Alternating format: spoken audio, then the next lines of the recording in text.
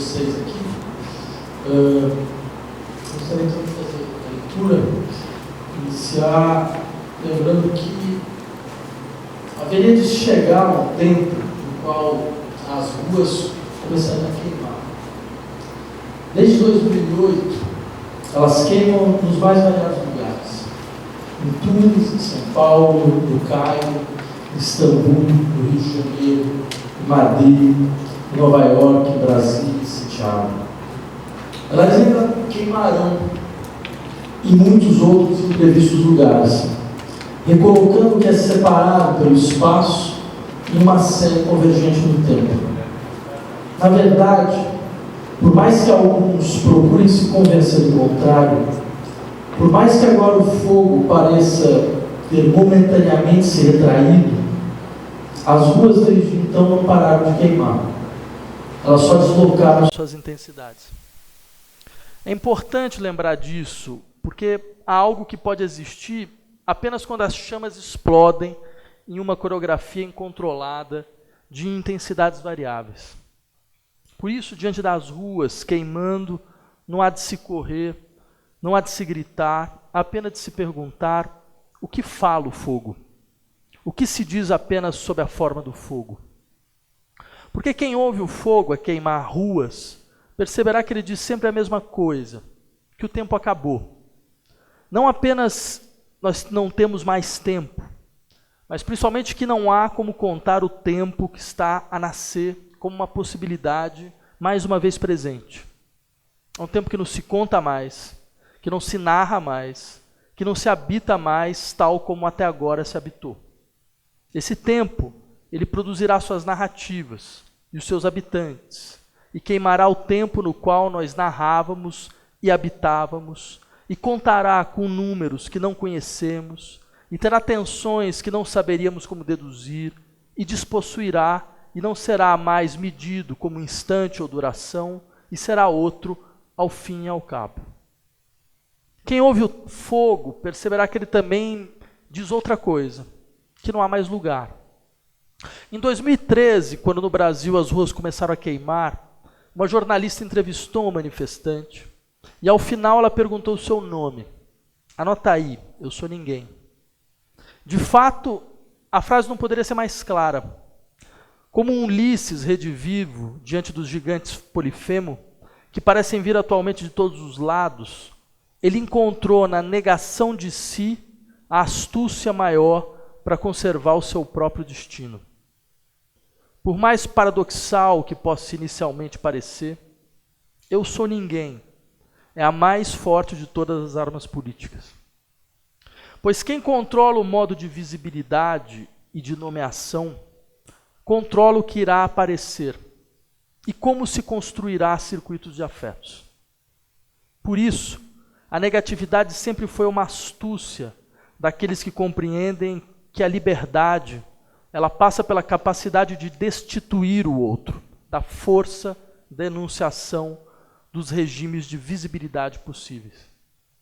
Eu sou ninguém é, na verdade, a forma contraída de eu sou o que você não nomeia e não consegue representar.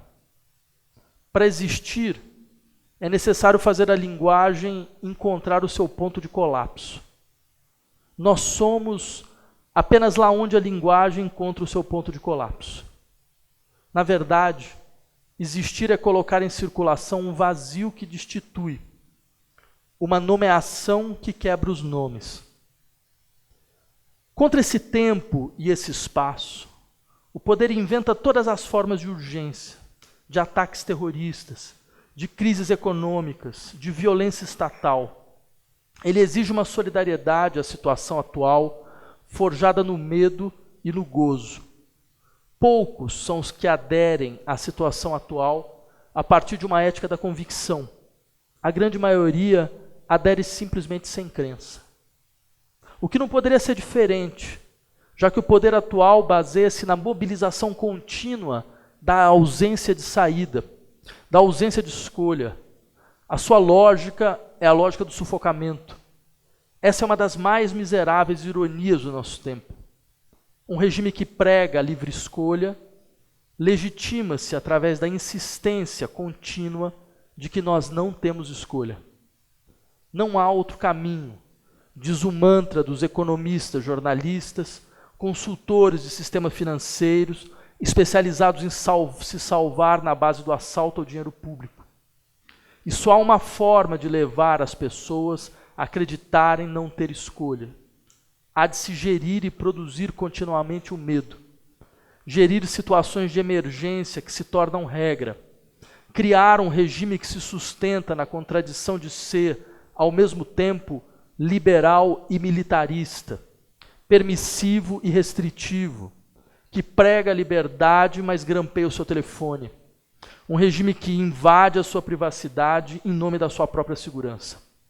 Por isso, ele necessita fazer os ataques terroristas reverberarem ao mundo inteiro, com imagens que se repetindo de forma obsessiva, comentadas por jornalistas com seu espanto ensaiado, para afinal alimentar mais ataques com essa promessa tácita de sucesso de audiência, para arrastar todos os que caíram sob a lógica do ressentimento social, a promessa de fim do anonimato e de protagonismo encarnado no papel principal na cena mundial. O gosto macabro pela visibilidade de eventos de violência espetacular é apenas a prova da necessidade contínua de catástrofes e de circulação de insegurança como prática de governo. Como já dizia Durkheim, e isso nossos governos sabem bem, o crime não é uma patologia social. O crime é um dispositivo fundamental para o fortalecimento da coesão. Por isso, nunca houve e nunca haverá sociedade sem crime. Através do crime, a sociedade fortalece o seu sentimento de unidade contra o dano sofrido. Ela volta à vida por ter um risco de desagregação à espreita. Ela precisa do crime. Na governabilidade atual, o crime não é algo que se combate, ele é algo que se gerencia. Tudo fica mais fácil quando o governo se reduz a um gabinete de crise. Isso talvez nos explique porque nossa época passará a história exatamente como o momento em que a crise, em todas as suas formas, virou uma forma de governo. O ideal do neoliberalismo é transformar a prática de governo na gestão de um gabinete infinito de crise. Isso é facilitado pelo fato do neoliberalismo ser mais do que uma doutrina econômica, um discurso moral. A sua necessidade se impõe a nós como uma injunção moral, como uma moral baseada na coragem enquanto virtude. Coragem para assumir o risco de viver em um mundo no qual só se sobreviveria através da inovação, da flexibilidade e da criatividade. Assumir riscos no livre mercado aparece atualmente como a expressão maior de maturidade viril, como saída da minoridade, a que estariam submetidos aqueles pretensamente infantilizados pela demanda de amparo do Estado-providência. Esse mantra, ele leva os sujeitos a acreditar que se eles fracassaram economicamente, é por culpa absolutamente individual, por culpa da minha incapacidade de me reinventar, de me reciclar como uma garrafa PET.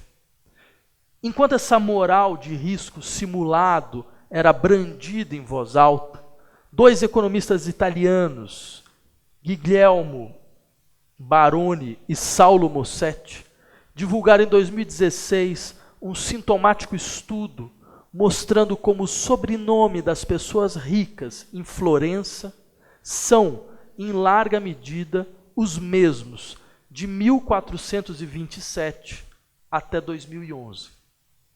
Certamente deve ser por mérito. Por mérito e pela capacidade dessas famílias em educar seus filhos para ter coragem diante do risco.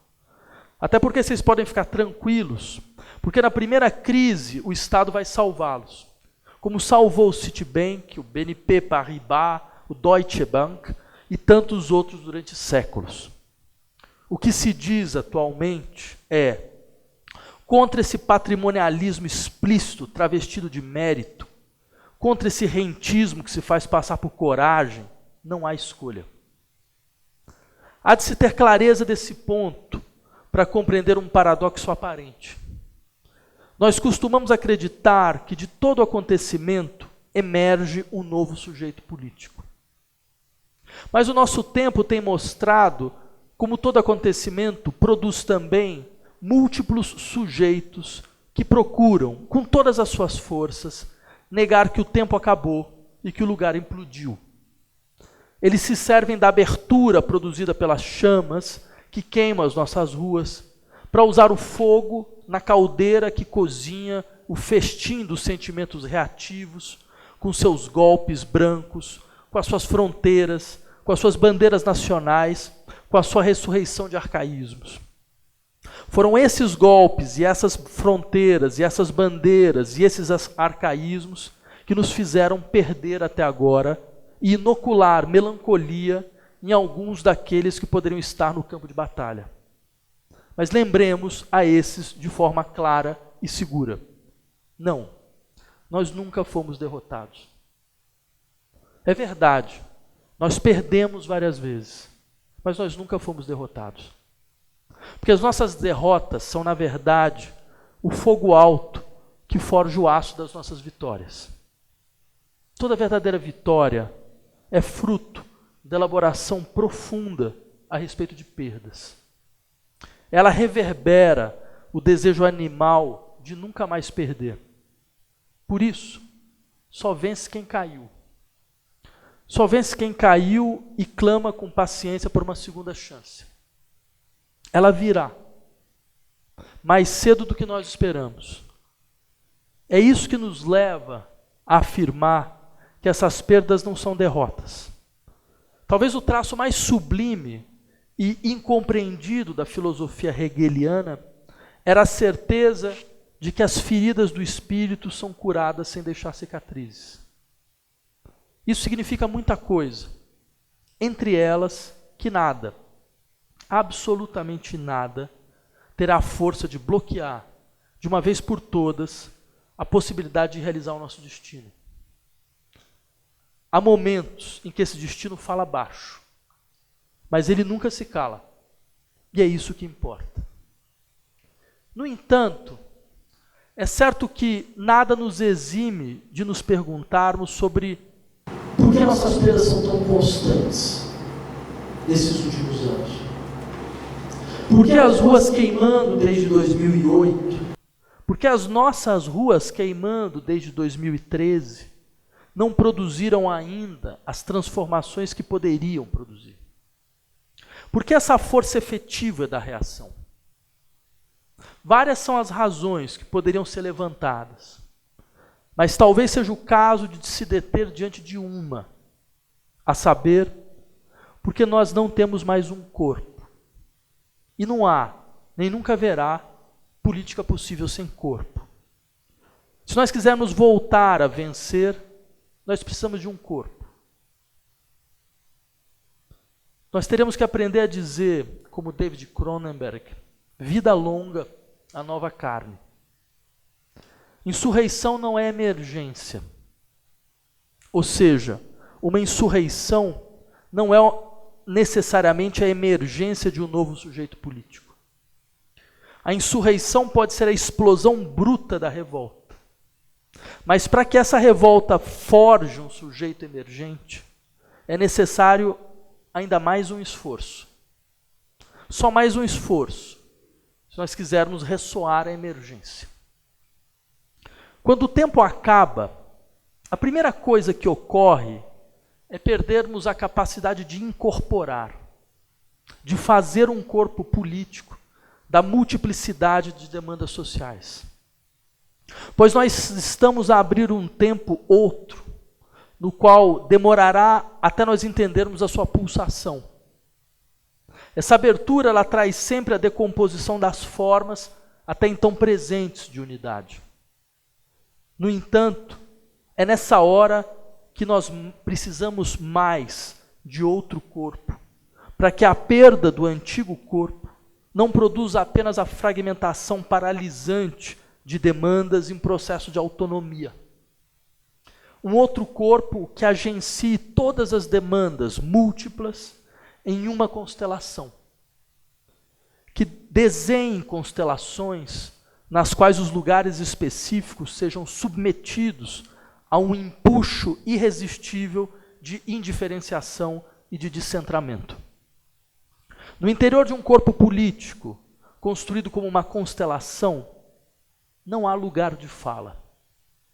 E não há equívoco maior dos tempos que correm do que associar política à constituição de lugares de fala. Lugares de quem luta contra a exclusão através de novas exclusões. Ao contrário, no interior da experiência política efetiva, há falas sem lugar. Falas que desestruturam a geometria dura dos lugares, a forma sem figura. A monstruosidade caótica de falas sem perspectivas e a beleza bruta de singularidades que não se localizam. Pois construir uma constelação significa permitir a todos os elementos no seu interior mudar continuamente de lugar. Circular em uma zona de indeterminação na qual todas as diferenças se implicam e se descentram. Uma constelação produz uma síntese sem unidade. E é isso que mais precisamos atualmente. Ela produz corpos políticos sem hierarquia e funcionalidade, que transformam sua força de implicação em impulso de indiferenciação. Lembremos do que isso realmente significa.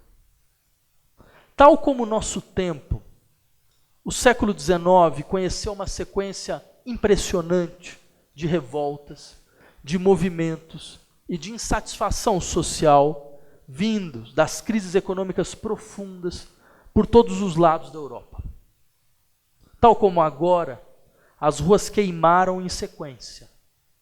Mineiros da Silésia, operários ingleses, tecelões franceses, todos eles pararam fábricas, quebraram máquinas, montaram barricadas, desafiaram a ordem instituída. No entanto, essa multiplicidade de revoltas, ela só se transformou em um fantasma a assombrar o tempo presente, quando todas as ruas queimando foram vistas como a expressão de um só corpo político, um só sujeito em marcha compacta pelo desabamento de um mundo que teimava em não cair. Um sujeito político emergiu apenas quando os mineiros deixaram de ser mineiros. Os tecelões deixaram de ser tecelões e se viram como um nome genérico, a saber, proletários. A descrição de quem é totalmente despossuído, de quem é ninguém. A descrição de quem foi quando, a multiplicidade das vozes apareceu como a expressão da univocidade de um sujeito presente em todos os lugares, mas com a consciência de sua ausência radical de lugar, que a revolta deixou de ser apenas revolta. Pois essa força de síntese de outra ordem, que aparece através da univocidade da nomeação, era a condição para que a imaginação política entrasse em operação, permitindo a emergência de um novo sujeito. De certa forma, é isso que nos falta. Nós precisamos ser, mais uma vez, proletários. Ser proletário pode significar, principalmente, vincular-se ao que não tem nome. Lembremos de Antígona e do seu gesto político por excelência, a saber, sua decisão de enterrar o seu irmão, mesmo a despeito do decreto de Creonte, representante do poder de Estado. Não enterrar alguém é a figura mais clara do apagamento do nome e do lugar. Séculos e séculos tentaram deslegitimar a natureza política do seu gesto, ao dizer que se tratava simplesmente da insistência nas relações de sangue, no interior da família, contra as leis da polis. Mas o seu gesto era político, porque ela não falava em nome da sua condição de irmã, de mulher, de representante dos interesses da família, de filha de Édipo, de cidadã de Tebas, em nome do seu lugar de fala. Ela falava em nome do que fora expulso do convívio dos homens, dos humanos. por falar em nome do que não era mais humano, ela podia falar em nome dos deuses, pois só os deuses podem preservar o que os humanos apagam. Como dizia Sófocles, eu cito, mas Zeus não foi o arauto das leis enunciadas por Creonte para mim. Nem essas leis são as ditadas para os homens pela justiça, companheira de morada dos deuses subterrâneos. E não me pareceu que as tuas determinações tivessem força para impor aos mortais até a obrigação de transgredir as leis divinas, não escritas e imutáveis. Não é de hoje, nem de ontem, é desde os tempos mais remotos que elas vigem, sem que ninguém possa dizer quando surgiram. É no que não é de hoje, nem de ontem, no que não conhece a lei do estado atual, que se encontra a nossa imaginação política. Lembremos disso. Não basta revolta e crise. Não basta análise e crítica. Uma revolta é uma revolta, é uma revolta. E esse retorno contínuo sobre si pode produzir apenas cansaço e, por fim, desejo de restauração. A crítica é a crítica, é a crítica. E esse retorno contínuo sobre si pode produzir apenas melancolia e, por fim, derrisão aristocrática. Mas quando a revolta e a crítica são impulsos para a imaginação política, então não há mais tautologias. Perguntemos então, de onde vem o bloqueio? De onde vem um bloqueio da nossa imaginação política? E nós veremos que nossa imaginação, ela está bloqueada porque até a forma da nossa crítica usa a gramática de quem nos sujeita. Nós falamos a linguagem da ordem contra a qual nós nos batemos. Desde 2013, nós subimos a cena política para dizer, em larga medida, eu quero o que é meu. Como se o problema todo não estivesse exatamente em falar que eu também quero a minha parte. Eu também quero a minha visibilidade no regime de visibilidade atual. Eu também quero o meu lugar na axiomática do estado atual. No fundo, e mais uma vez, o que se vê é apenas indivíduos à procura da defesa das suas propriedades. Assim, ao fazer das demandas políticas demandas de autorrealização individual e coletiva, porque nesse ponto não há diferença alguma entre os dois, o coletivo é apenas o individual ampliado, nós acabamos por fortalecer uma ordem que afirmará, como eu sempre disse, só existem propriedades e possuidores.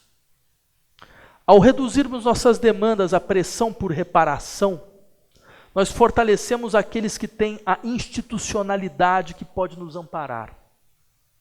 Nos dois casos, a gramática da revolta é a mesma do poder. O que há de diferente é apenas a demanda para que tal gramática se amplie e seja válida para mim também. Como se, no fundo, todos quisessem ser proprietários do que é a sua parte. Essa foi a maior vitória do neoliberalismo. Definir até mesmo a gramática da nossa revolta. Não é de se admirar que a imaginação política acabe por se bloquear. Melhor seria se nós fôssemos aqueles que não são e nunca serão proprietários, porque eles procuram realizar a promessa de uma apropriação que não é possessão, porque eles se orientam por um tempo no qual nós não iremos mais nos perguntar sobre o que é nosso. No interior desse horizonte, não é de se estranhar que a prática política acabe por se reduzir atualmente, em larga medida, ao bloqueio de espaços físicos, ao fechamento da circulação e à paralisação. Essas são manifestações brutas da indignação de quem se sente lesado e esquecido e calcula a partir do dano necessário a fazer para ser visto. Mas a política, ela não é apenas exposição da indignação, embora isso também lhe seja próprio. Ela é, no seu sentido mais profundo, conquista da opinião pública, produção de aglutinações através da emergência de um sujeito dotado de imaginação política, capaz de implicar qualquer um. Isso talvez ajude a explicar porque muitas vezes nós não nos deixamos incorporar em um corpo político. Levantemos duas razões, uma boa e outra má. Primeiro, a boa razão. Nós não nos deixamos incorporar porque nós não queremos mais ser dirigidos e comandados. Fazer parte de um corpo político parece inicialmente se submeter a uma direção, como os corpos em sua pretensa anarquia se submeteriam a um centro funcional, a uma organização parte e extra-parte. É verdade e há de se reconhecer como o que mais destruiu certa esquerda e os seus corpos foi seu dirigismo. Seja explícito, através das decisões opacas de cúpula e das suas instâncias dirigentes, seja implícito, através de práticas assembleístas que apenas gerem o esvaziamento produzido como estratégia de construção de hegemonia. Todos nós conhecemos bem o cortejo tedioso de práticas hegemonistas que não dizem o seu nome, assim como as hierarquias travestidas de horizontalidade e os diálogos feitos de imposições em nome de alguma coletividade, que nunca teve a capacidade de operar a partir da lógica do comum, mas que sonha no fundo em ser síndico de um condomínio próprio. Nós não precisamos de nada disso, mais uma vez. Contra isso, de nada adianta voltar, no entanto, à antiga lógica contra o controle, a autonomia dos indivíduos. Há de se ter muita ingenuidade para tacitamente esquecer quanta dominação é necessária internalizar para ser reconhecido como um indivíduo autônomo. O indivíduo autônomo não é expressão de liberdade, mas de uma forma insidiosa de servidão. Servidão à disciplina, à identidade e ao autocontrole, travestidos de maturidade. Ele não é expressão de multiplicidade, mas é repetição da mesma redução dos desejos à forma calculada dos interesses. Uma sociedade pensada como associação de indivíduos não é uma sociedade livre. É uma sociedade controlada pelo pior de todos os policiais, ou seja, aquele que cada um traz dentro de si. Como indivíduos, nós não faremos nada. Na verdade, contra o medo do controle, o melhor a fazer é lembrar o que pode realmente um corpo. Um corpo pode ser o campo de implicação genérica no interior do qual nós somos atravessados por uma pulsão que nos constitui, mas da qual nós não podemos nos apropriar. Pulsão é este impulso que causa as minhas ações sem que eu possa controlá-lo. É aquilo que me retira da jurisdição de mim mesmo por fazer ressoar histórias de desejos desejados que não se reduzem à minha história. Aceitar a existência de uma pulsão é aceitar que há algo em mim que me destitui da condição de próprio, de portador de interesses próprios, de enunciador de uma identidade própria. A boa questão política será: o que significa falar a partir disto que me destitui da condição de próprio? Notemos ainda que essa quebra da autonomia não implica servidão. Servidão existe quando eu submeto a minha vontade à vontade de um outro. No entanto, dentro de um corpo político, eu sou causado por aquilo que não é vontade de outro indivíduo.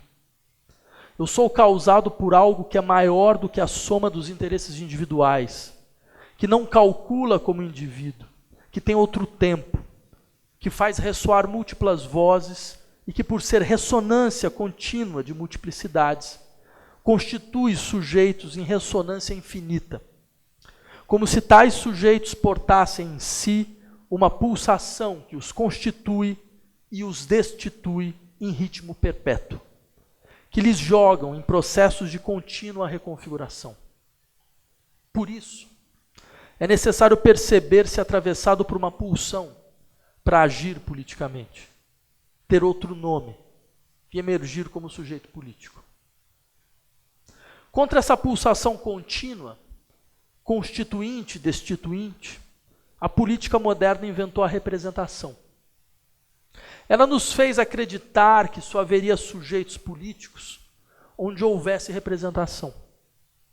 Que só seria possível existir se nós representássemos algo, um grupo, um setor, uma classe, um gênero, uma pauta. Ela nos contou o conto de fadas dos conflitos sociais que devem ser dramatizados, como se nós estivéssemos em uma peça ruim, na qual os atores desempenharão sempre os mesmos papéis. Fora da representação, só haveria o caos. E é necessário organizar as vozes de maneira tal que se possa controlar o seu tempo de fala, o seu lugar de fala, a sua perspectiva, suas instâncias decisórias. Essa era a forma mais insidiosa de conservação. E ela está presente tanto nas instituições oficiais, quanto nos grupos que se opõem a tais instituições. No centro e nas margens, à direita e à esquerda, nós vemos como a representação tem suas regras, tem os seus regimes de visibilidade, tem a sua imposição e os seus limites, suas condições de possibilidade. Mas definida as condições preliminares de existência, define-se tudo. O resto é apenas alinhamento de províncias. Um corpo animado pela continuidade pulsional depõe a representação, abrindo espaço para experiências políticas que trazem para todos os seus circuitos o processo de decisão. Para tanto, tais espaços se imunizam contra o que procura impedir a realização de tal imanência, como a colonização da política pela força dos agentes econômicos, das instituições de tornar a ordem, das associações que vivem de monopolizar representações.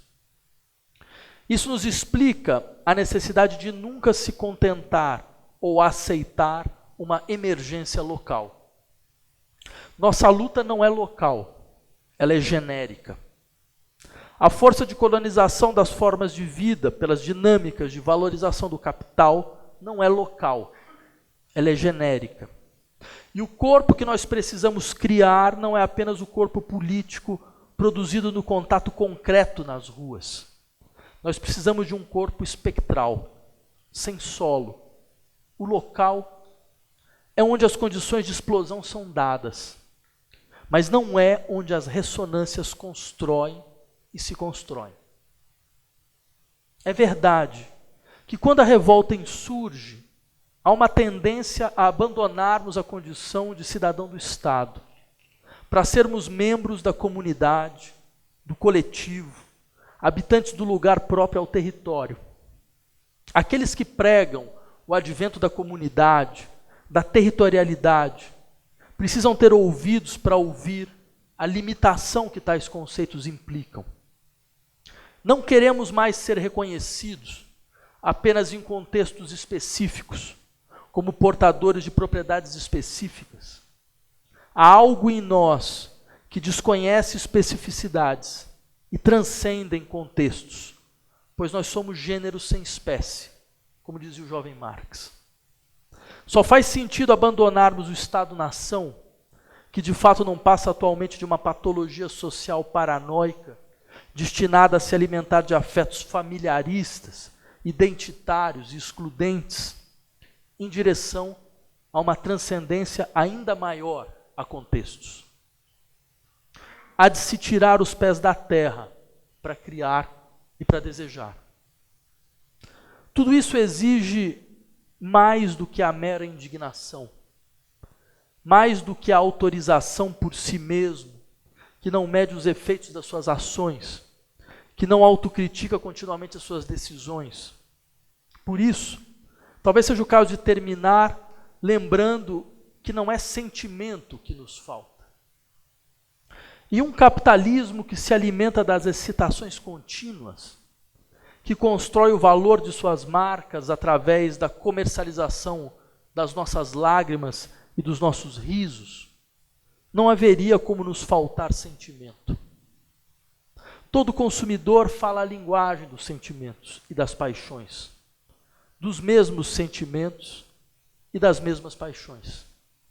O que nos falta é rigor. Sim, rigor. A mais estranha de todas as paixões. Essa que queima e constrói. Nenhuma verdadeira construção se ergueu sem essa impressionante crueldade de artista que se volta contra si mesmo, até produzir dos seus próprios desejos a plasticidade do que faz nascer de si toda forma. Só a verdadeira disciplina, essa que não é repressão ou submissão da minha vontade à vontade de um outro, mas que é trabalho sobre si, que é a produção de uma revolução na sensibilidade, só ela salva. Uma disciplina de artista.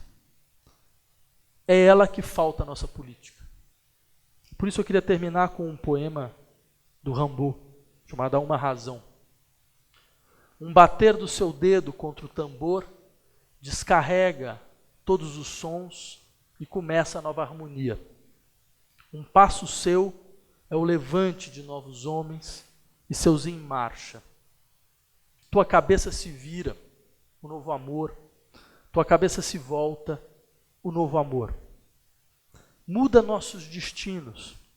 Alveja as pragas, a começar pelo tempo. Cantam-te essas crianças. Cultiva, não importa onde, a substância de nossas fortunas e desejos. Te suplicam. Vinda de sempre. Quem irá contigo por toda parte? Era isso. Muito obrigado.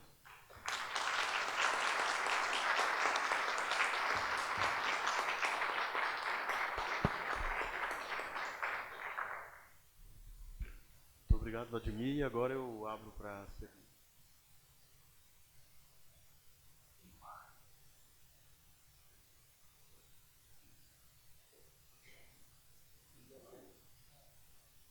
Você consegue falar daí?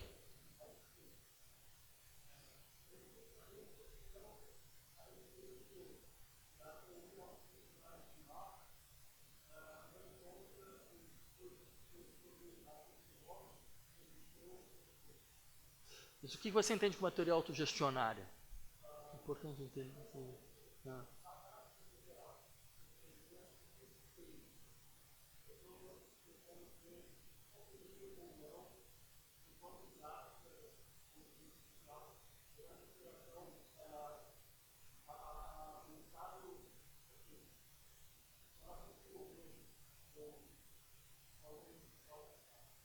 Não, veja, de fato, acho que há duas coisas interessantes a serem lembradas aqui. Quer dizer, o horizonte revolucionário do Marx é a constituição de uma associação de trabalhadores livres.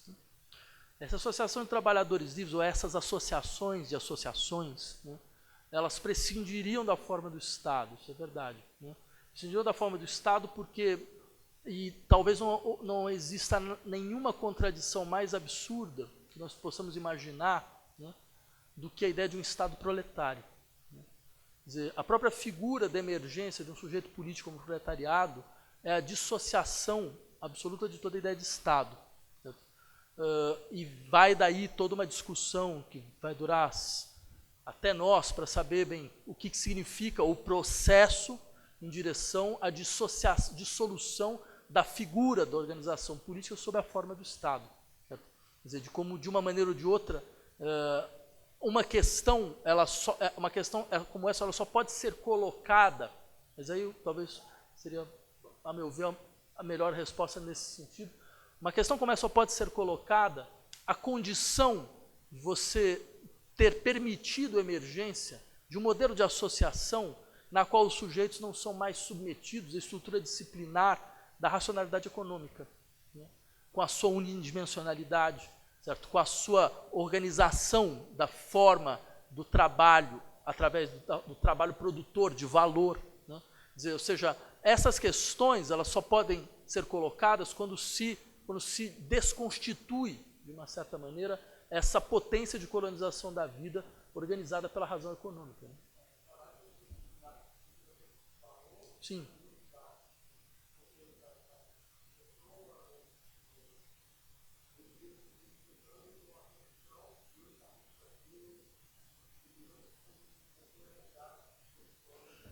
Sim, o Marx fala, de fato, da multilateralidade das relações do sujeito à natureza, né, que é muito diferente dessa unilateralidade pressuposta pela estrutura do trabalho. Né.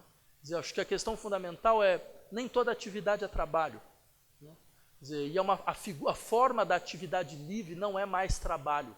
Né, porque trabalho significa, em última instância, a organização do processo produtivo, tendo em vista não a produção de objetos, mas a produção do valor.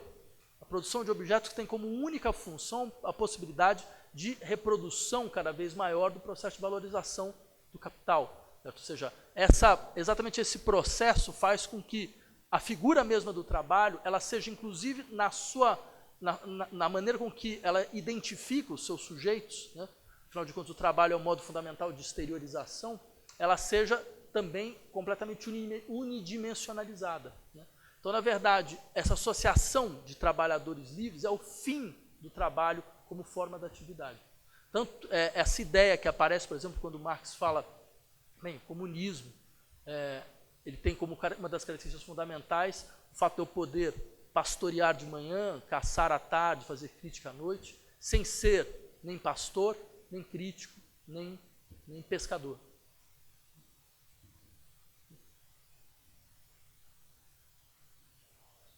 Acho que fica desligado. Eu vou falar o microfone para vocês poderem escutar também. É uma pergunta simples.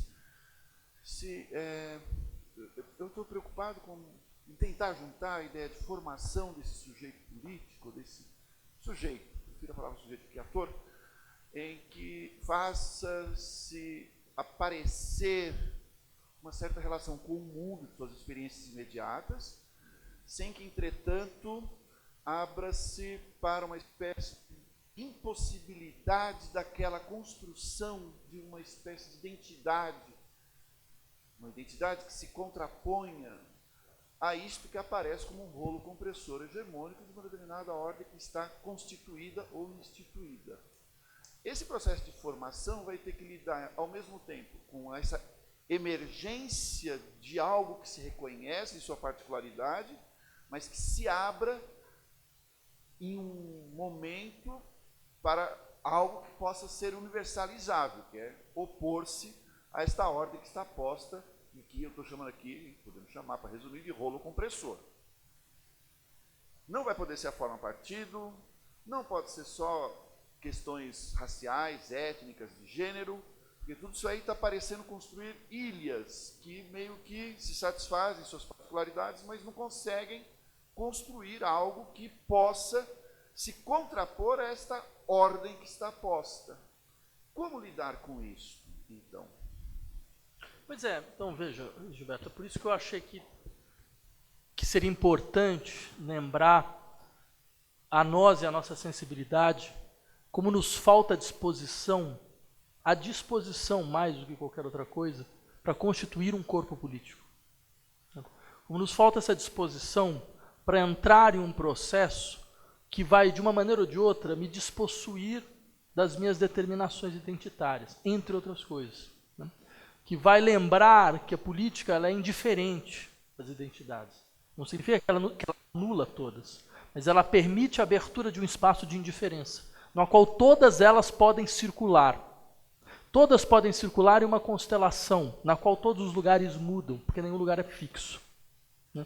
Todas as falas mudam, porque nenhuma fala está fixada a um lugar. Né? Então, ou seja, me parece que quando nós nos perguntamos sobre, bem, mas o que fazer dentro dessa essa constelação, acho que talvez uma maneira de começar a responder é dizendo, de uma forma ou de outra, a primeira coisa a fazer é mudar a nossa sensibilidade enquanto ator político. Né? Quer dizer, isso me parece que é um dos elementos que mais falta hoje em dia. Porque veja que situação interessante nós temos, por exemplo, no Brasil hoje. Todos falam de uma onda conservadora. Mas se você olhar bem claramente, onda conservadora ela não se configura tal qual. Digamos que houvesse eleições hoje para presidente da República. Nós temos números sobre essas eleições. Esses números não corroboram a hipótese de uma onda conservadora. Todos os candidatos conservadores, à exceção de um, estão em queda livre. Estou em queda livre. O único que chegou no seu patamar de 10%, bem, é o representante maior do fascismo brasileiro que se descolou da direita tradicional. Numa repetição de um processo que ocorre em todos os países da Europa hoje em dia, né, que a extrema-direita se descola da direita. Né. Então, o que acontece hoje?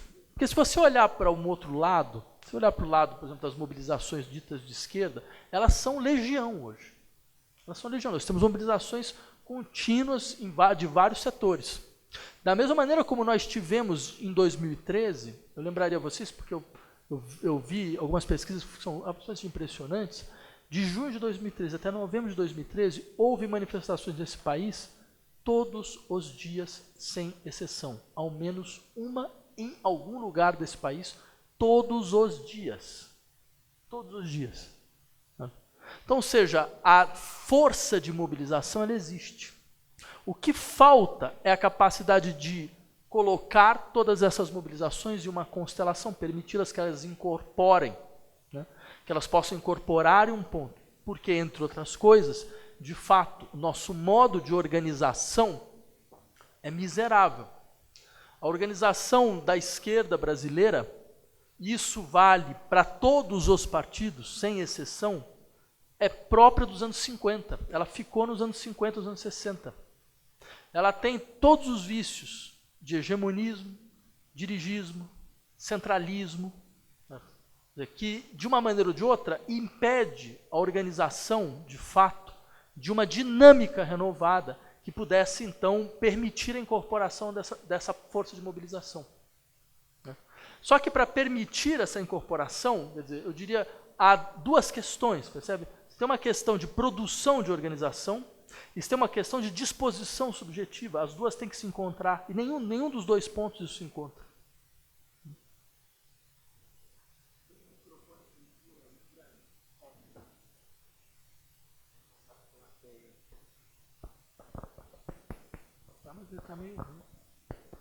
Alô?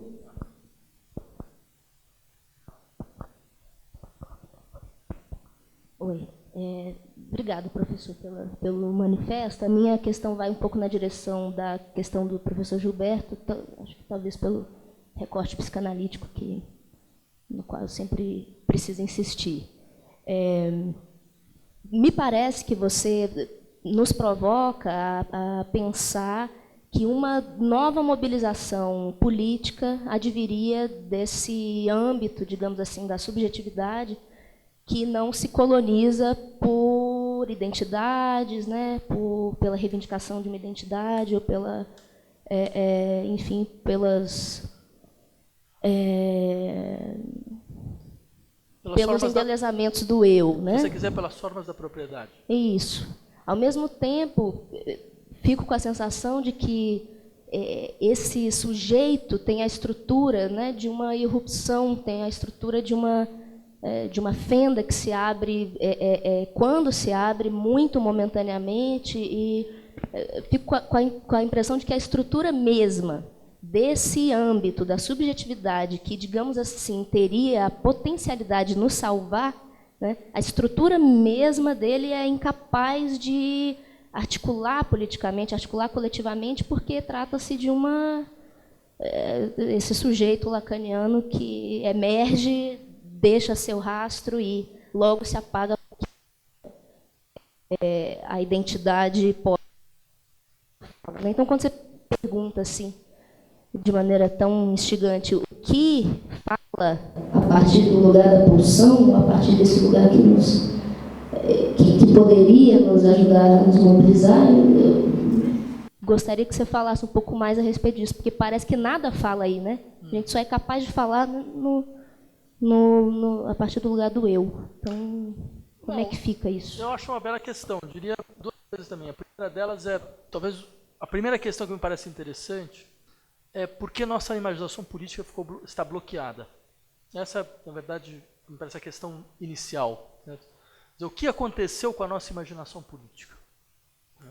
E o que aconteceu com o fato de uma certa forma, até mesmo a forma da nossa revolta assume a gramática daquilo contra o qual nós nos batemos.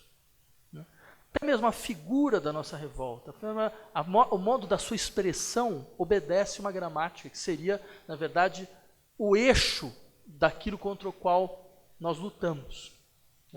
Agora, você coloca uma questão quase de ordem pragmática, que é, tudo bem, mas fora desta gramática não há fala. Ou essa fala ela emerge de uma maneira muito intermitente, certo? Ou ela emerge só na sua força negativa, né, de destituição. Certo? Então, há uma tendência natural para que nós nos incorporemos, né, desse ponto no qual, em última instância, a fala identifica de forma mais forte. Eu colocaria a questão nos seguintes termos: de onde vem esta tendência? Por que ela nos parece tão irresistível? Porque, você percebe, é exatamente a questão que eu queria colocar no começo, porque ela bloqueou nossa imaginação, porque ela faz com que nada seja pensável para nós, fora desta imanência, fora desse princípio, certo? De que é necessário, nós necessariamente só nos organizaremos dessa forma. É um pouco quase como se nós tivéssemos encarnado uma vez por todas uma certa ideia de finitude. Nós temos essa experiência de finitude, não há como escapar dela. A questão que eu colocaria é, veja, do ponto de vista histórico, nada te garante nesse sentido. Né? Nada te garante. Se a esquerda existiu durante algum tempo, né, de maneira forte, né, foi, entre outras coisas, pela capacidade de mobilizar as pessoas a acreditar que isso não era um destino. Que isso não era o destino final do processo. Eu diria que no momento como o nosso, onde nós aprofundamos mais, digamos, o enraizamento subjetivo, né, dessa tendência a, de uma certa forma, falar como o elemento fundamental de organização da vida social do próprio neoliberalismo, falar como um indivíduo que tem as suas demandas de propriedade a serem reconhecidas. Né? Quer dizer, a questão, me parece central, é nós nunca conseguiremos criar nada, absolutamente nada, enquanto nós não conseguimos destituir esta crença de que só há fala desta forma, só há fala aqui. Né? Quer dizer, se nós levarmos a sério a ideia de que nos momentos mais miseráveis da política mundial, a política soube se reconfigurar a partir do momento que ela olhou para a promessa de renovação e de construção produzida pelo campo da estética e das artes, e que isso nunca foi um escapismo, isso nunca foi uma lógica compensatória, isso foi uma abertura da compreensão do que significa praxis social, e onde se produz realmente novas formas. Nós vamos ver como nós só falamos, nós só escrevemos poesia, nós só expressamos quando não se fala mais como um eu, e não o contrário. E essa fala não poderia ter muito mais presença social, teria muito mais força social. Não é nesses momentos que as pessoas são capazes de produzir muito mais do que elas acreditavam ser capazes? Adorno tem uma boa frase que ele dizia mais ou menos o seguinte: nos tempos negros da história, as pessoas são incapazes de chegar na sua própria estatura. Elas não conseguem ser do tamanho do que elas são. Nos tempos onde o espírito do mundo, é muito engraçado porque ele usa um conceito grego, nos tempos onde o espírito do mundo ele está em marcha, as pessoas são capazes de ir além, muito além do que elas normalmente iriam. E o que significa esse além? De onde vem esse além? Quem age nesse ponto? Essa me parece uma boa pergunta.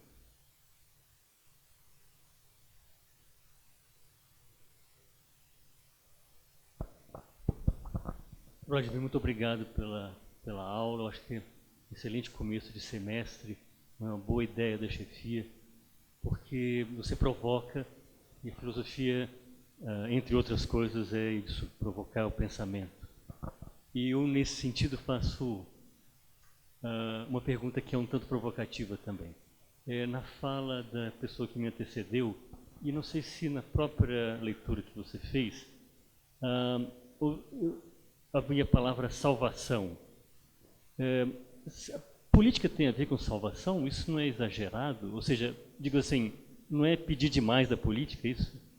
Pois é, não, eu também imaginei que algo disso poderia acontecer, né? Se eu deixasse uma palavra como essa, que tem uma carga tão implicativa, né, dentro desse texto.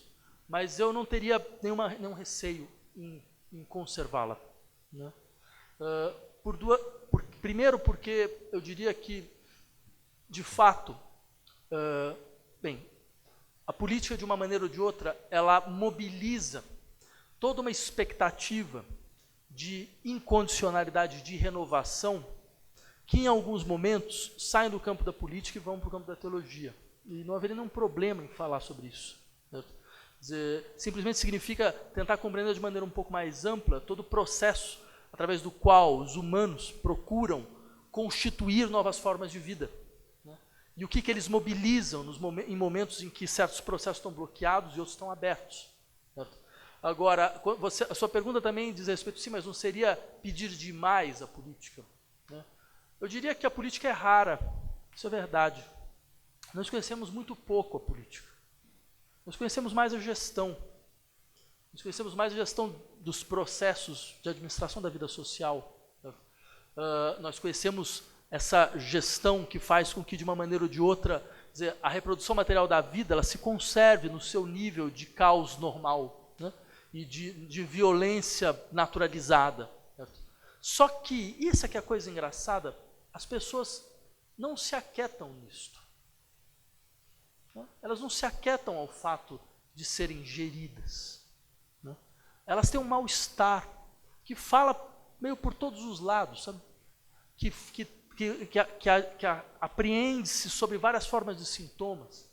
E esse mal-estar ele tem uma força que leva certos sujeitos a se perguntar se, afinal de contas, nossa experiência de vida não é uma vida mutilada, né? E nesses momentos, a política se torna possível.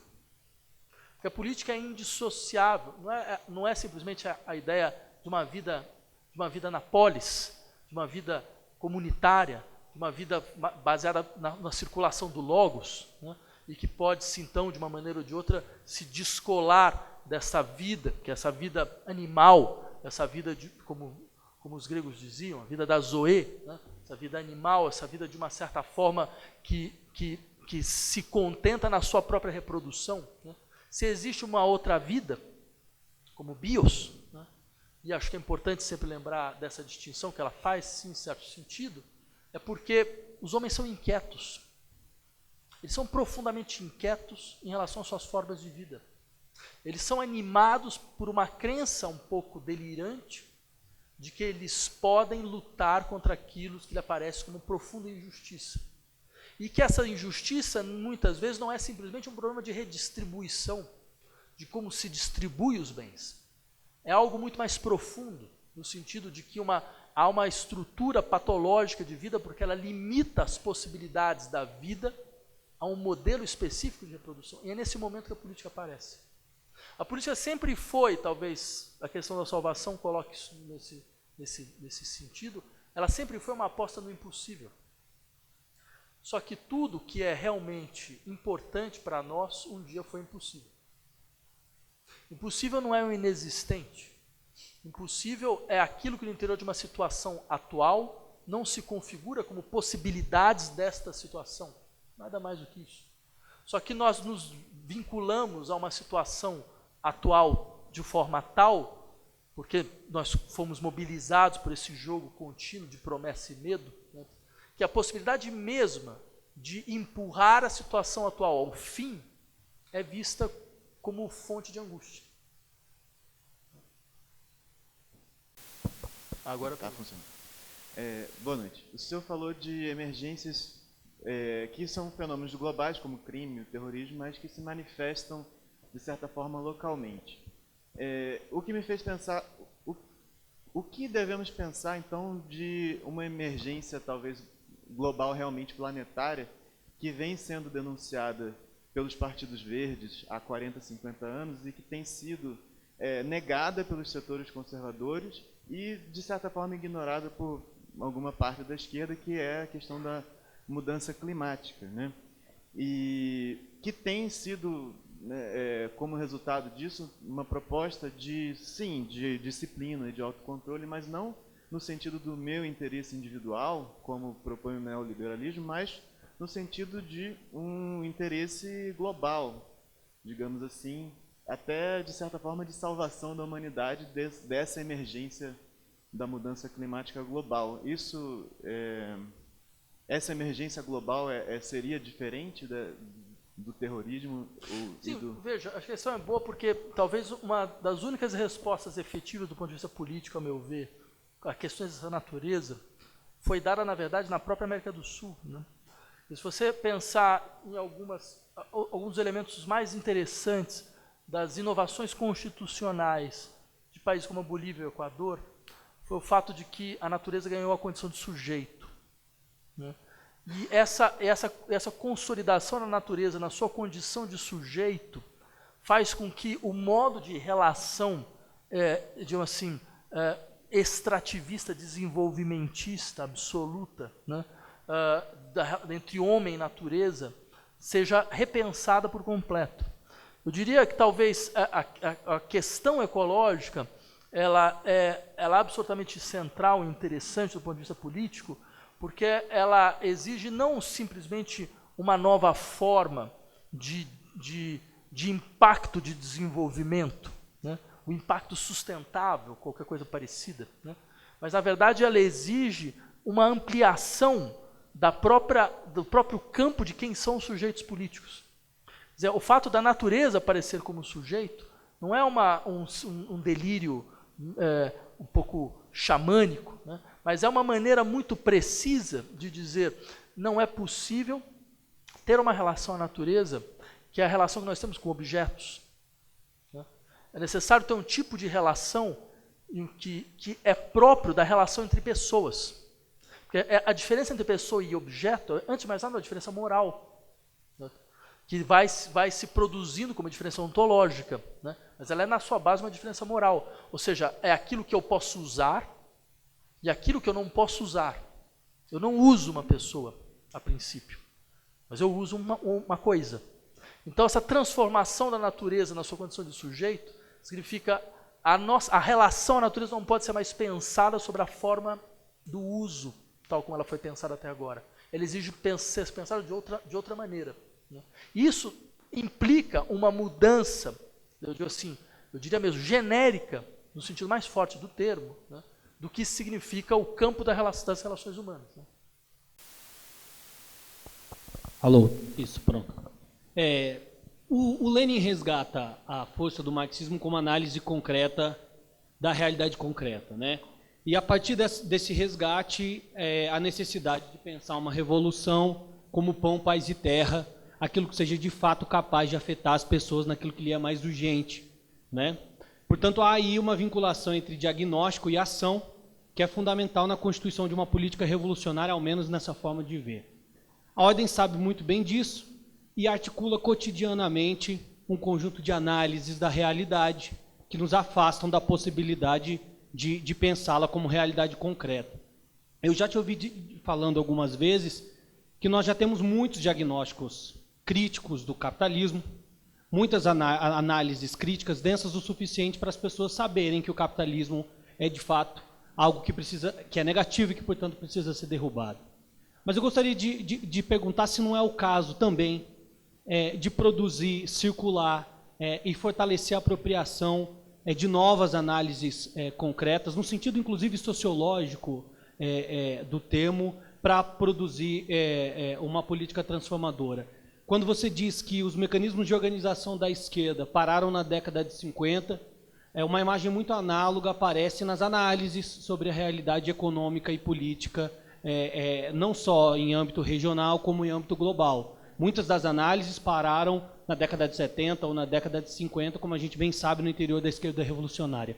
Portanto, é essa provocação e como uma pergunta que eu tenho a fazer. Não, acho uma ótima pergunta. Eu diria o seguinte, a princípio, não se trata, em hipótese nenhuma, de desqualificar a constituição de um processo de intervenção concreta, em processos concretos. Mas por que eu havia dito em alguns momentos que talvez a gente, diagnóstico nós temos, mas falta alguma coisa a mais? Para dizer, bem, de fato, você percebe? Se alguém virasse e perguntasse para nós, bem, então tudo bem, a esquerda ganha o poder hoje, o que você faz? Alguns podem dizer, mas veja, não há programa. Mas o que eu acho fantástico é que se você pensar muito bem, não, peraí, programa não falta. Se quiser, a gente vai, uma revolução tributária, por exemplo, no caso brasileiro, uma revolução tributária que permita você reconstituir completamente a base tributária do Brasil, parar de você ficar taxando as pessoas no consumo e começar a taxar as pessoas pela renda. Fazer impostos realmente progressivos que permitam a capitalização do Estado para servir a população, serviços públicos absolutamente centrais, que façam com que elas não precisam mais mobilizar boa parte dos seus salários para pagar coisas elementares, como serviços de saúde, serviço de educação para os seus filhos. Certo? O que faz uma situação, inclusive, absolutamente inacreditável, se vocês pensarem bem, quer dizer, o neoliberalismo conseguiu parar as pessoas de terem filhos. Certo? Ninguém tem mais 2 ou 3 filhos, simplesmente porque elas não conseguem mais pagar-se. Né? Elas não conseguem mais pagar da maneira como os seus pais poderiam pagar 4 ou 5 filhos antes. Você tem um processo efetivo de bloqueio da estrutura oligárquica da política brasileira através do fortalecimento dos mecanismos de democracia direta. Certo? O esvaziamento de uma lógica de parlamento, que na verdade é simplesmente a recondução de uma casta política que ela tem uma capacidade inacreditável de autorreproduzir, certo? E de se reproduzir e se permanecer absolutamente idêntica e tal qual, certo? Em direção a um processo de fortalecimento destas dinâmicas através das quais as pessoas realmente envolvidas nos processos, elas decidem por ele. O Estado, ele se transforma muito mais num elemento de inscrição das decisões do que num instrumento decisório. Certo? O processo decisório ele passa para fora do Estado. O Estado simplesmente ele implementa e ele gestiona. Ou seja, ele modifica essa ideia de que governar é dirigir, para uma ideia na governar é garantir as condições para que as pessoas possam dirigir a si mesmas. Ou seja, eu poderia passar aqui nos próximos 20 minutos fazendo um elenco, e eu tenho certeza que você também teria uma série de propostas extremamente concretas que produziriam mudanças significativas no interior do processo de circulação de riquezas e de bens, tal como acontece numa sociedade como a brasileira. Só que eu acho interessante é que eu, por exemplo, aprendi isso no meu departamento, isso era mais ou menos assim, em filosofia, e como a gente está numa aula inaugural de filosofia, acho que sempre vale a pena dizer isso, eu aprendi que se você quisesse fazer análise contemporânea, você tinha que sair da filosofia. Né? Quer dizer que a filosofia não servia muito para isso. Ela servia para outro tipo de coisa. Né? Por quê? Porque a questão da intervenção, da análise contemporânea exige um discurso de intervenção. O que aconteceu? Alguns dos nossos melhores filósofos se transformaram em maus sociólogos. Né? Porque a gente não tem maus sociólogos, maus economistas, a gente não tem o aparato necessário para poder fazer intervenções precisas nesse sentido. A gente tem visões de conjunto, ótimo, que também tem sua função. Mas a questão é, mais do que isso, mais do que seja uma mera questão do bem, então o que a gente consegue fazer direito, certo? Mas é uma questão de, há de fato uma falta, há uma falta aqui. Eu acredito profundamente nisso. Né? É a falta da crença na força de mobilização das ideias. Né? Há uma falta de ideia, no sentido forte do termo, para nós possamos, porque as ideias não são simplesmente coisas que são produzidas além, certo? Elas são a capacidade de você nomear processos de forma tal que eles ganham novos efeitos. Estava falando sobre o proletariado.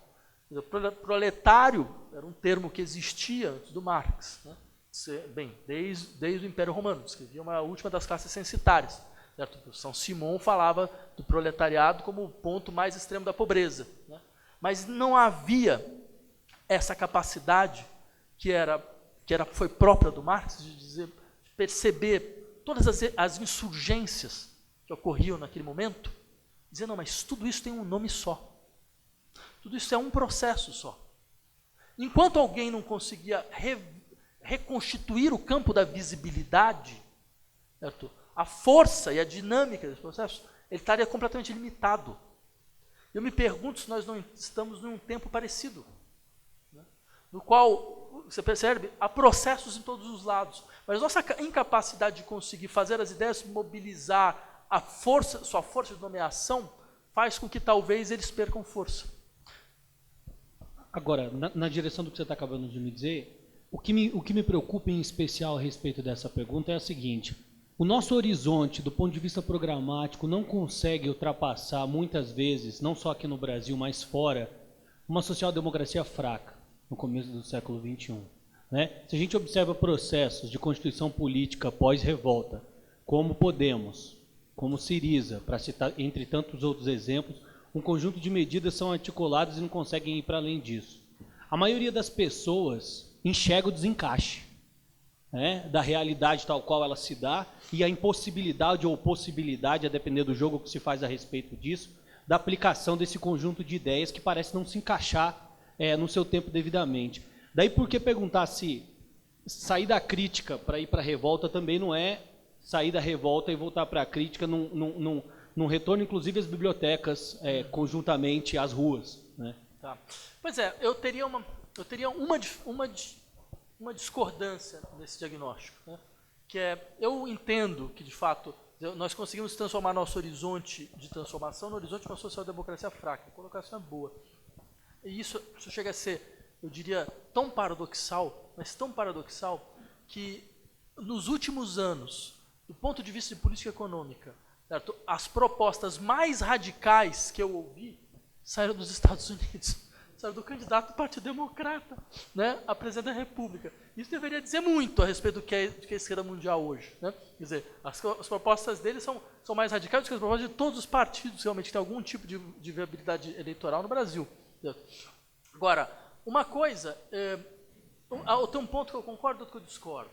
O ponto que eu concordo é esse, e acho que, de fato, a incapacidade, por exemplo, da esquerda de conseguir absorver algo mais do que essas pautas. Então, quer dizer, você precisa fazer confisco. Né? Então, por que você não fala, não, vou precisar fazer confisco, tal situação, por tal e tal. Quer dizer, você reconstituir um processo produtivo a partir da dinâmica de autogestão.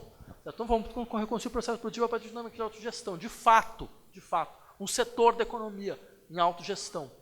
Isso você tem razão, desapareceu do horizonte. Agora, tem também um outro elemento que escapa dessa limitação social-democrata. Ela não se dá no campo econômico, se dá no campo político, onde a gente começa a avançar mais, as formas políticas. Certo?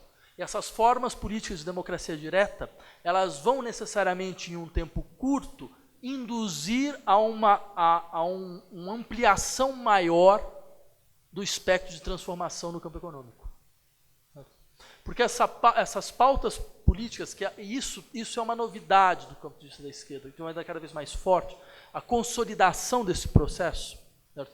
Faz com que você permita, então, que exista uma dinâmica de decisão que vai se confrontar muito rapidamente com as limitações desse horizonte, ou pelo menos com o caráter de primeira fase desse horizonte, né, e empurrar esse processo para frente. E eu diria que isso, no caso brasileiro, isso é absolutamente central, porque o que arrebentou com a experiência brasileira foi exatamente o fato, que é um pouco isso que você colocou, de compreender. Vejam, claro que nós iniciaríamos, né, dentro de um processo no qual estas reformas fracas, elas poderiam começar. Né? Só que este processo, ele deveria ser um processo de indução em direção a uma consolidação cada vez maior de maiorias que te permitisse ter a força política para fazer as transformações. Só que o que diabo aconteceu nesse país quando você conseguiu consolidar a maioria? Quando você teve casos absolutamente inacreditáveis do mundo, você tinha um presidente de 84% de aprovação. O que aconteceu? Nada. Nada. Ou seja, tudo terminou lá. Foi lá que isso terminou. Né? Foi exatamente no momento onde parecia o ápice. Porque era claro que o ápice tinha sido construído pura e simplesmente para gerir um processo de ocupação do poder, certo? Com o mínimo de desgaste possível. Com o mínimo de desgaste em relação a conflitos sociais. Ou seja, só que o Brasil, ele é, de uma certa maneira, ele é cruel. Ele é cruel nesse processo. Porque o que aconteceu? Ele mostrou, para todo bom entendedor, que a política do mínimo desgaste possível em relação a conflitos é impossível, é absolutamente impossível, certo? Ou você toma a frente dos conflitos, ou os conflitos tomam a frente de você. Né? O que aconteceu foi isso, os conflitos tomaram a frente da esquerda brasileira. Sapalter, eu queria que você voltasse um pouco ao texto. No início você fala da questão do tempo, né? Uma imagem de fim do tempo, não sei. E no decorrer do manifesto você fala, pelo que eu entendi, que a rearticulação desse novo corpo, ele necessariamente passa por um processo de perlaboração dessas derrotas, das experiências e do rigor, né, da disciplina. Eu fico me perguntando como eu caso esse fim do tempo e essa emergência e essa perlaboração. Não, veja, eu acho que... O problema quase é organizacional, não sei. Claro. Essa questão do fim do tempo ela pode ser lida de duas formas. Quer dizer, você tem fins de eras históricas muito claros. Né? No Brasil, a gente tem o nosso fim de era histórica, que é o fim da Nova República, né? Com seus modelos de governabilidade e conciliação, né?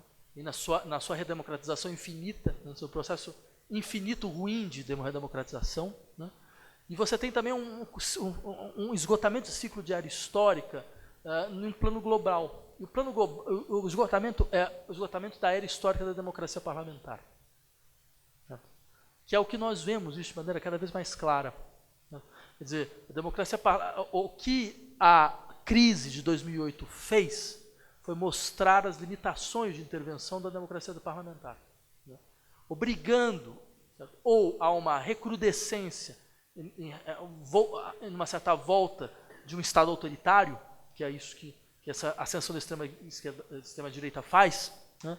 E ela faz através de toda essa capacidade de mobilizar continuamente, certo? Toda a estrutura militarista e securitária a partir de um processo de alimentação contínua, né, do terrorismo como questão central. Né? E é óbvio que o terrorismo é como crime para o Durkheim, nesse caso, não é algo que se resolve, é algo que se gerencia, ele tem uma função de constituir a única coesão social possível hoje. Né? Por isso que ele não é só evitado, à sua maneira ele é produzido, porque quando você transforma, certo, um atentado terrorista no maior palco de exposição mundial, de constituição de uma cena mundial na qual você faz com que todos aqueles submergidos pelo ressentimento social possam encontrar, enfim, uma forma de redenção, você está pedindo para que o processo continue ad infinitum. Né? Quando você cria uma situação na qual um sujeito com uma machadinha, um outro com uma faca, para um país, como aconteceu, por exemplo, há 2, 3 anos atrás, agora também, mas há 2, 3 anos atrás, quando na Inglaterra, quando um sujeito saiu com uma machadinha gritando Allah Akbar, acertou um policial, matou o policial. 2, 3 horas depois, o primeiro-ministro inglês estava no parlamento, no finado David Cameron, né, dizendo eles não passarão, eles não vencerão. Mas eles quem? O sujeito que fez isso era claramente um demente, uma pessoa marcada de problemas mentais. Contra quem se está falando? Mas é claro, não se trata de saber, trata-se de constituir o processo contínuo, que faz com que uma pessoa que sai então com uma faca, sabe, seja visto como alguém que pode potencialmente parar o país. Você percebe que isso é completamente desproporcional, isso é de se perguntar qual é a função desse tipo de lógica, né? Muito mais do que qual é o perigo real que nós estamos vivendo. Né? Então, nesse sentido, claro que você tem um processo que ele se defende dessa forma, mas você tem uma emergência possível, né, de um tipo de experiência democrática que não terá mais relações com a experiência da nossa democracia parlamentar, que será outro. Né? E é isso que, de uma certa maneira, tentam nos evitar, tentam fazer com que nós evitemos ao máximo, né, com essa lógica que diz, fora da democracia parlamentar só há o totalitarismo. Só há o caos. A democracia parlamentar pode estar arruinada. Seu mais profundo. Sua estrutura de partidos pode estar arruinada, mas fora disso, só há o caos. Então eu diria que este tempo É o tempo que luta por acabar. Agora, para que nós possamos acabar com este tempo, certo?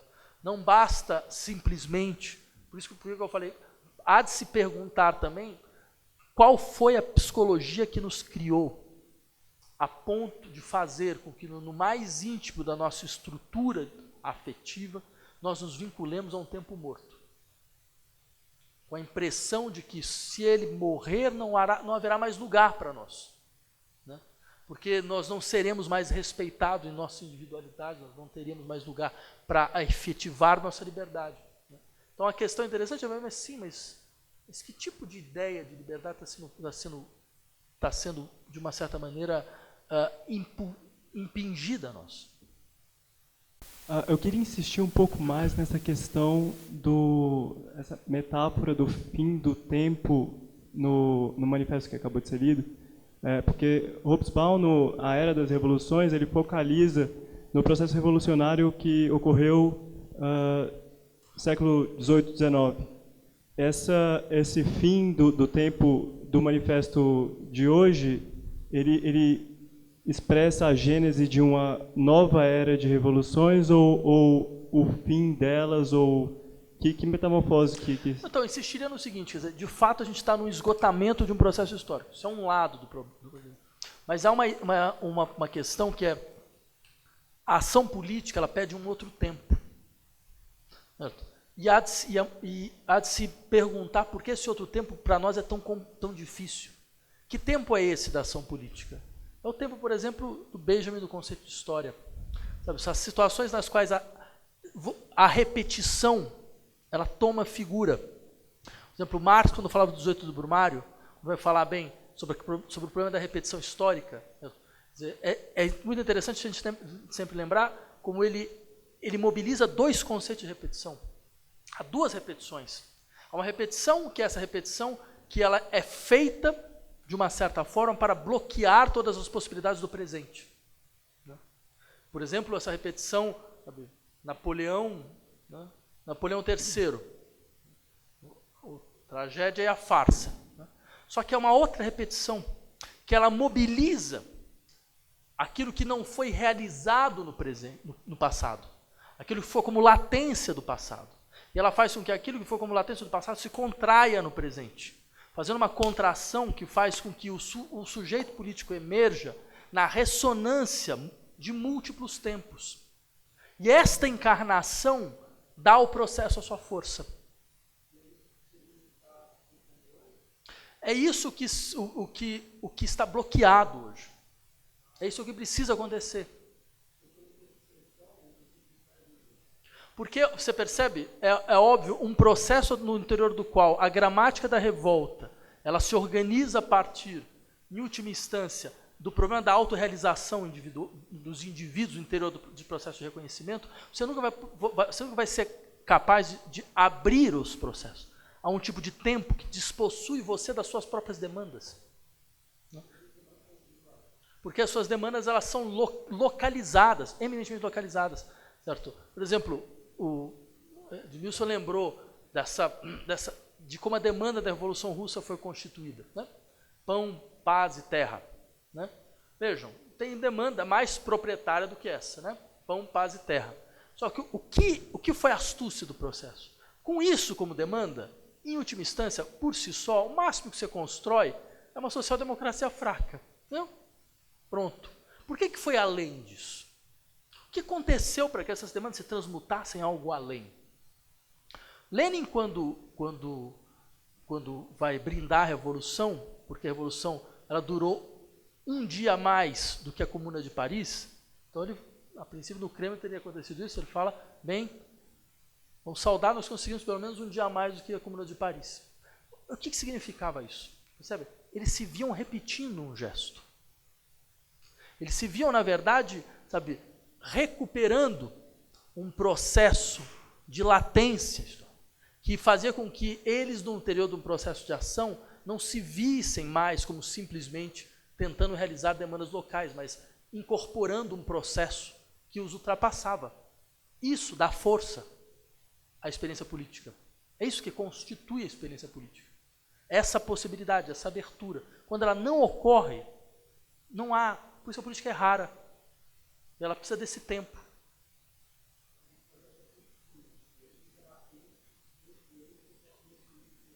Ele nunca se apaga por completo.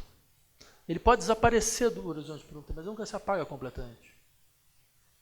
Por isso que nesse processo sempre acontecem essas situações nas quais parece emergir alguma coisa do nada. Não, mas de onde veio? Hegel tinha uma descrição muito boa desse processo. Fala, é tudo como se, do ponto de vista subterrâneo, as placas continuassem se movendo. Né? Só que, do ponto de vista da superfície, ninguém vê nada, mas no subterrâneo elas estão se movendo. E num dado momento, elas emergem. Mas por quê? Porque elas ficaram lá como uma semente, certo? A se debater no interior da sua casca, né? Aos poucos, ao pouco, até que ela conseguisse ter força. Muito obrigado mais uma vez, Vladimir, obrigado a todos e bom semestre.